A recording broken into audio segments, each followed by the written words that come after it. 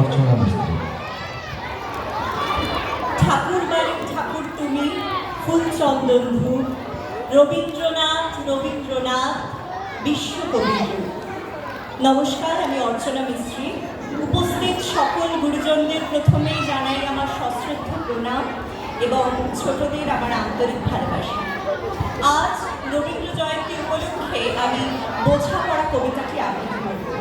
এটি আমার কাছে কেবল একটি কবিতা নয়, এটা আমার কাছে আত্মবিশ্বাসের সম্বল। এই কবিতার মাধ্যমে রবি ঠাকুর তুলে ধরেছেন যোগ বিয়োগ নয়, বরং বোঝাপড়ার মাধ্যমেই সুখে থাকা যায়। শুরু করছি রবি ঠাকুরের লেখা কবিতা বোঝাপড়া।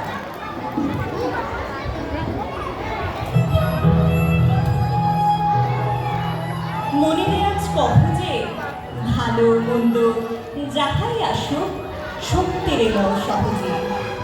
কেউ বা তোমায় ভালোবাসে, কেউ বা বাসতে পারে না যে। কেউ বিকিয়ে আছে, কেউ বা সিকি পয়সাও ধারে না যে। কতকটা যে স্বভাব তাদের, কতকটা বা তোমার ভাব, কতকটা এই ভাবের গতি সবার তরে নহে সবাই। তোমার কতক ফাঁকি দেবে, তুমিও কতক দেবে ফাঁকি। তোমার ভোগে কতক পড়বে, পরের ভোগে থাকবে বাকি। মানধাতার ওই আমল থেকে চলে আসছে এমনি রকম। তোমার কি এমন ভাগ্য বাঁচিয়ে যাবে সকল যখন? মনে তাই কহ যে ভালো মন্দ যাহাই আসুক সত্যের এলাও সহজে। তোমার মাপে হয়নি সবাই, তুমিও হওনি সবার মাপে। তুমি মরো কারোর ঠেলায়, কেউ বা মরে তোমার চাপে। তবু ভেবে দেখতে গেলে এমনি কিসের টানাটানি। তেমন করে হাত বাড়ালে সুখ পাওয়া যায় অনেকখানি।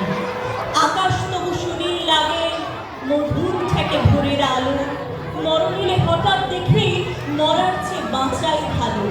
মনে রেখায় কহ যে ভালো মন্দ যাহাই আসুক সত্যের এলাও সহজে। নিজের ছায়া মস্ত করে অস্তাচলে বসে বসে আধার করে তোলে যদি জীবনখানা নিজের দোষে।